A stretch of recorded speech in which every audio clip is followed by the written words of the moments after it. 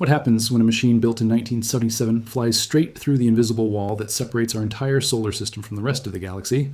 Nobody knew the answer. Not really, not until the day it actually happened. Before we go any further, do me a quick favor. Tap that like button right now, not because I asked nicely, but because this story genuinely deserves it. Hit subscribe if you want more science stories told like this, clear, honest, and without the fluff. And if you know someone who loves space, send them this video before you forget. Okay, let's get into it. For over 40 years, a spacecraft smaller than a small car had been quietly falling through the dark, further from home than any human-made object except one. It had already flown past 4 giant planets. It had already sent back some of the most breathtaking images humanity has ever seen. And yet, its biggest discovery wasn't a planet, a moon, or a ring system. It was something you can't photograph, a boundary, a place where one universe ends and another one begins. On November 5th, 2018, something changed in the readings coming back from Voyager. Scientists on Earth, watching numbers scroll across their screens, saw the solar wind, the constant stream of particles pouring out from our sun, suddenly vanish. Not fade, not slowly taper off, vanish. In its place came a completely different kind of particle, one that hadn't come from our sun at all. It had come from somewhere else entirely, from the vast ocean of space between the stars. Voyager 2 had left the solar system, not in the way most of us imagine, passing some distant planet and calling it the Edge. This was something far more precise, far more real. The spacecraft had crossed a genuine physical boundary, one that separates everything touched by our sun from everything that isn't. And when it crossed that line, it found a universe that didn't match what any scientist had predicted. To understand why that mattered so much, we need to rewind and talk about what the edge of the solar system actually is. Because it's probably not what you think. Most of us grew up picturing the solar system as a neat little diagram, the sun in the middle, then Mercury, Venus, Earth, Mars, and so on, ending somewhere out past Neptune or Pluto. That's the picture in textbooks. That's the picture in almost every documentary. But that picture is wrong, or at least incomplete. Pluto isn't the edge of anything. It's still deep inside our sun's territory, still bathed in the same particles and magnetic influence that reach all the way to Earth.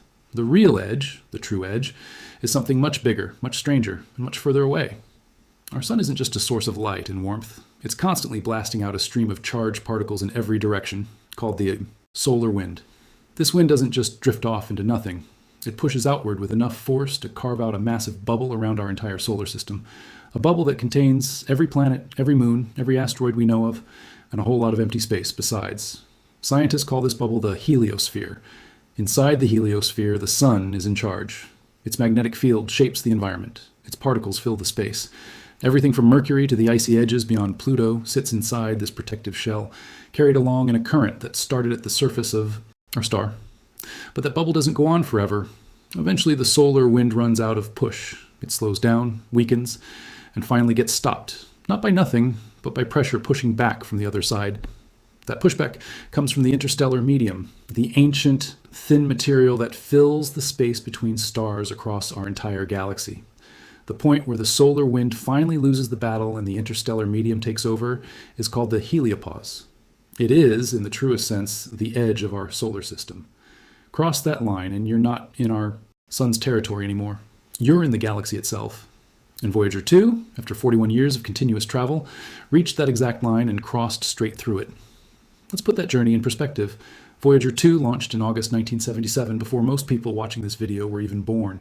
It flew past Jupiter in 1979, Saturn in 1981, then made history as the only spacecraft to ever fly past both Uranus and Neptune in 1986 and 1989. After that, most people assumed its glory days were behind it. Instead, it kept going quietly, faithfully for another 3 decades, drifting further and further from everything familiar, slowing down slightly as the sun's gravity tugged at it, but never stopping. By November 2018, Voyager 2 was roughly 11 billion miles from Earth. Its radio signals, traveling at the speed of light, took over 17 hours just to reach us. And on that day, its instruments recorded something unmistakable.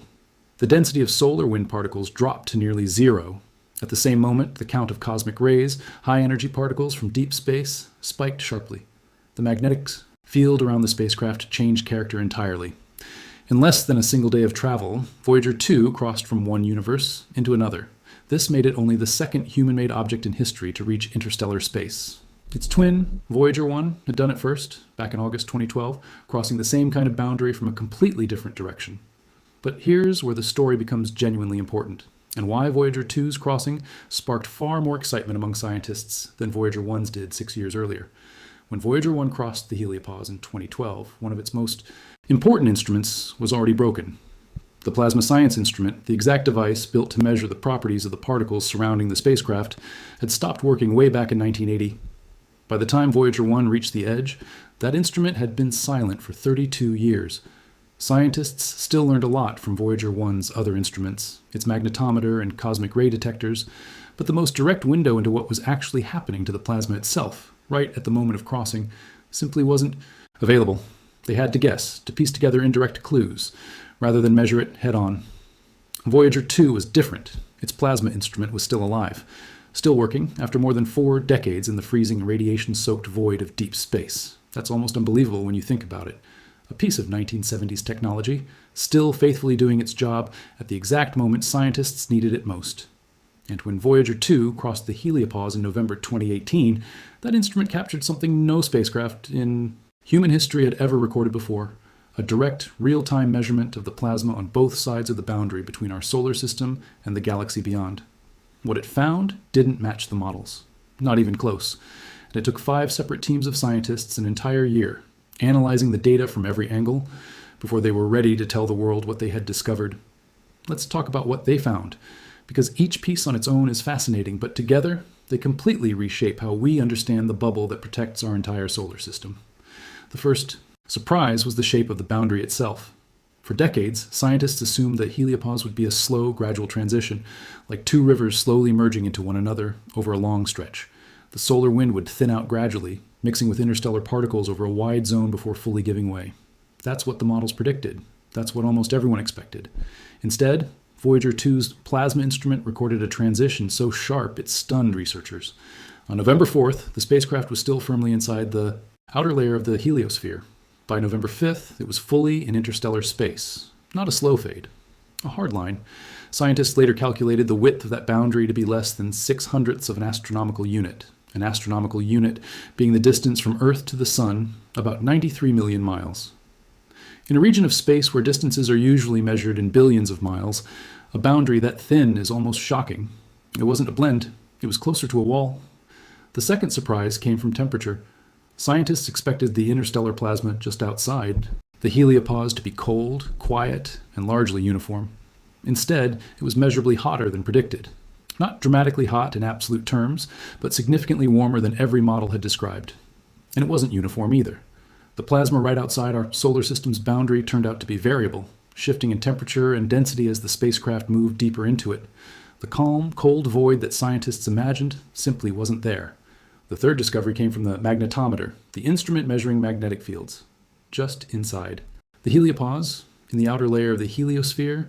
Voyager 2 detected something researchers now call a magnetic barrier, a region where the magnetic field intensity spikes sharply above normal levels. This barrier acts almost like a wall of pressure, sitting between the bulk of our solar system and the true edge. It had been hinted at during Voyager 1's crossing years earlier, but Voyager 2 confirmed it clearly and revealed something crucial about how it works. This barrier actually helps block incoming cosmic rays, the extremely high energy particles that come from exploding stars and other violent events across the galaxy. Those particles are dangerous. They can damage living cells and disrupt delicate biological systems. The heliosphere, and specifically this magnetic barrier at its edge, helps shield the inner solar system, including Earth, from a much higher dose of that radiation. And the exact mechanism behind that shielding wasn't correctly understood until Voyager 2 flew straight through it. Here's a good moment to pause. If your mind is already racing with questions, that's exactly the reaction the scientists had too. Stick around, because it only gets more interesting from here. And hey, if this is the kind of deep, real science storytelling you enjoy, do me a solid and smash that like button. It genuinely helps this channel more than you'd think, and it costs you nothing but half a second.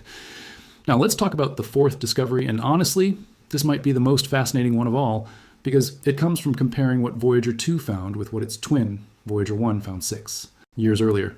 The 2 spacecraft didn't cross the heliopause in the same place. Voyager 1 crossed in the northern part of the solar system, heading roughly in the direction our sun is moving through the galaxy, toward what scientists call the nose of the heliosphere, the part where the solar wind pushes hardest against the interstellar medium. Voyager 2 crossed in the southern part, heading toward a different section entirely, closer to the side, or the flank, of the bubble. If the heliosphere were a perfectly symmetric sphere, evenly shaped in every direction like a soap bubble, both spacecraft should have found nearly identical conditions at the boundary. They didn't. Voyager 2 encountered a thinner boundary than Voyager 1 had, with different plasma conditions and a stronger interstellar magnetic field pressing in from outside. Both spacecraft found the heliopause at roughly the same distance from the Sun, about 120 astronomical units, which was itself surprising given how different the timing and solar conditions were. But the character of the boundary itself was noticeably different depending on where you crossed it. This tells us something important. Our solar system's protective bubble isn't a perfect sphere. It has a shape, stretched and squeezed depending on which direction you look, shaped by the movement of our Sun through the galaxy and by the way interstellar material flows around it. And if that bubble isn't symmetric, then the protection it provides isn't equal in every direction either. Some parts of the sky might be shielded more strongly from cosmic radiation than others, purely because of the geometry of this invisible bubble surrounding all of us. The two crossings, one from the nose, one from the flank, are the only direct measurements we have ever taken of this shape from the inside.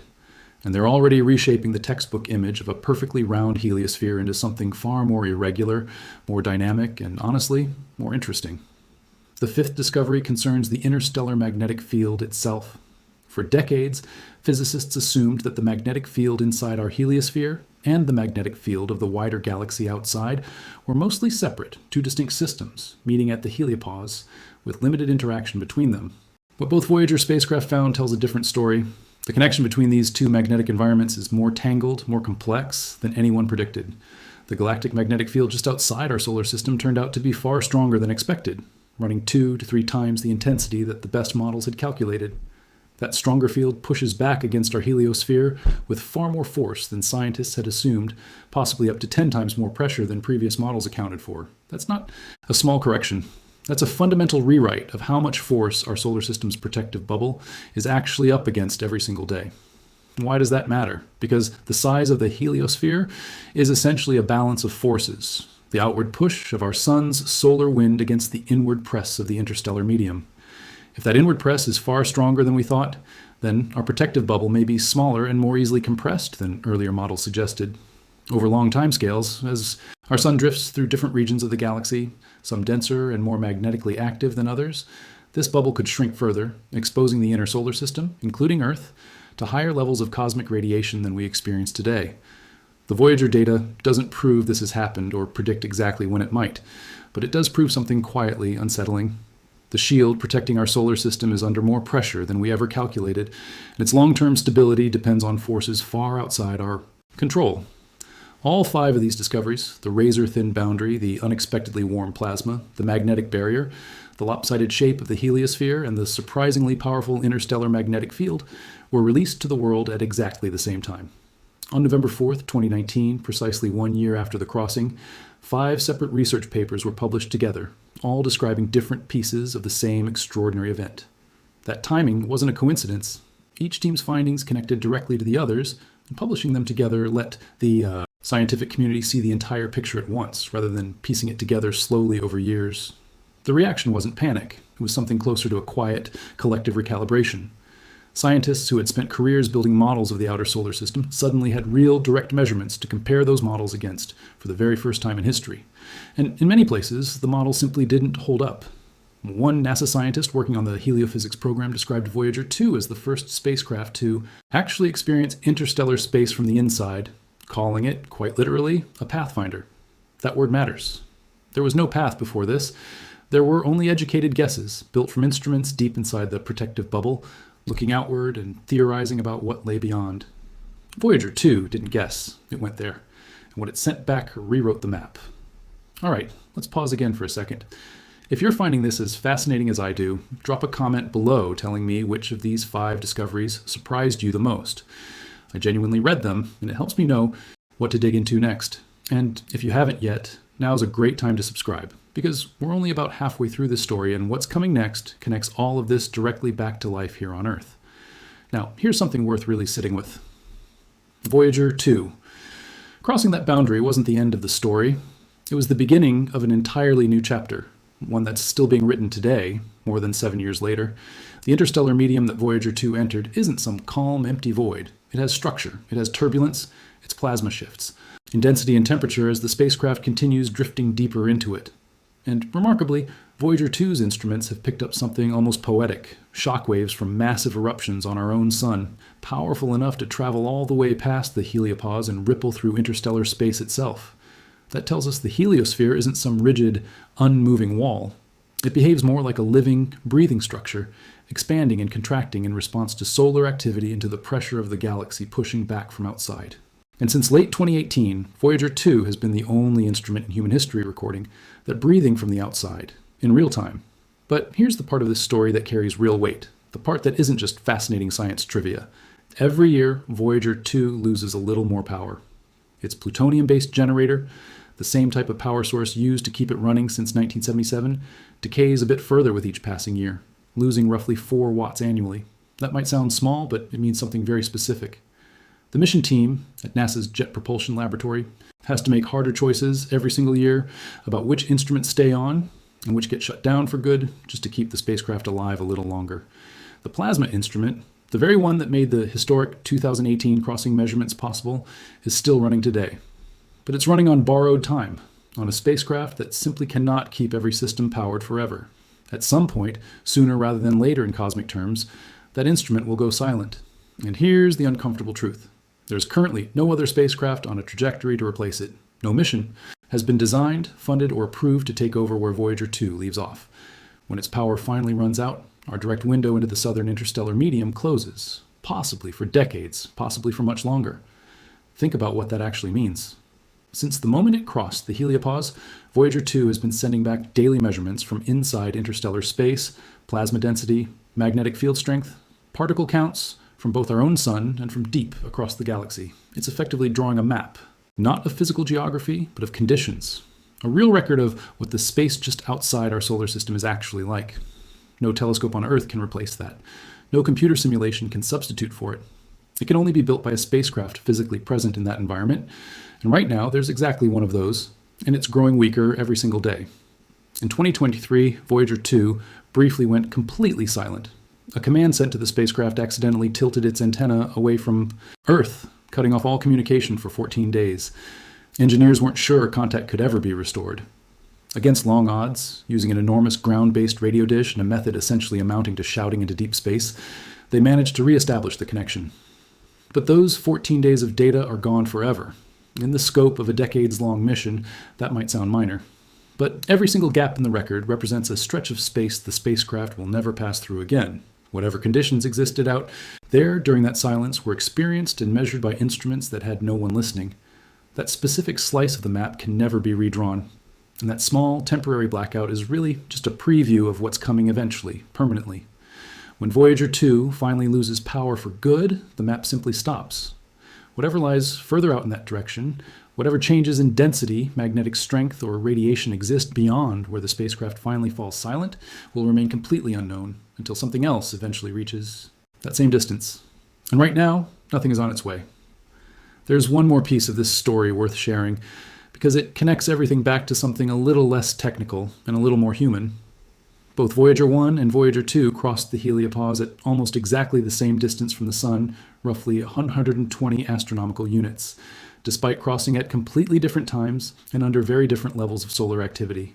Scientists expected the size of the heliosphere to shift noticeably depending on where our Sun was in its roughly 11-year activity cycle.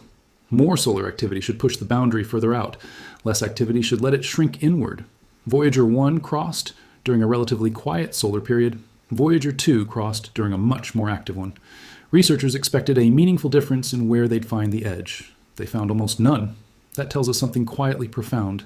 The pressure coming from the interstellar medium outside our solar system is stable enough, strong enough, and consistent enough that it holds our sun's bubble roughly in place, almost no matter what our sun itself is doing internally.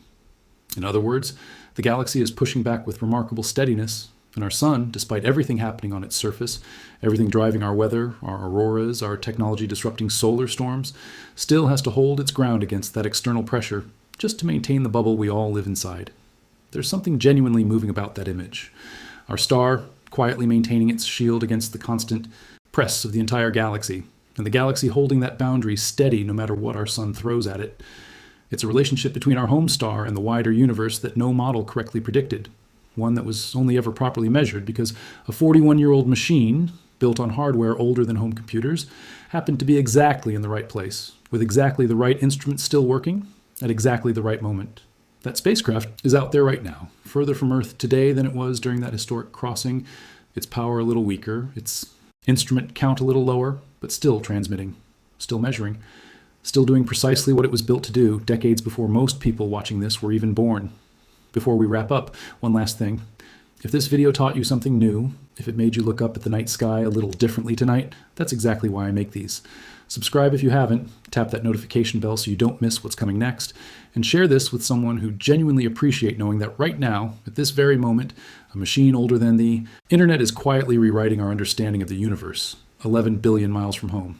Here's the thing that stays with me most about this entire story. We tend to think of exploration as something dramatic, something loud, a rocket launch, a landing, a flag planted somewhere new. But the real edge of our solar system wasn't crossed with fireworks or headlines. It was crossed quietly, silently, by a spacecraft that had already been traveling for over 4 decades, carrying instruments built by engineers who could never have imagined the internet, who wired circuits by hand, who had no idea their creation would still be working, still teaching us something new this far into the future. Voyager 2 didn't just leave our solar system, it proved that the wall separating us from the rest of the galaxy is sharper, hotter, stronger, and stranger than we ever imagined. It showed us that the shield protecting life on Earth from the harshest radiation in the universe is under more pressure than any model predicted, and that its future stability is far less certain than we once assumed. And it did all of this using a piece of technology that should have failed decades ago, but simply refused to stop working. Somewhere out there right now, drifting silently through the dark between the stars, that spacecraft is still sending signals home. Not because it has to, not because anyone is forcing it to, but because it was built well, built to last, and built by people who believed that this exact moment, this exact discovery, was worth reaching for.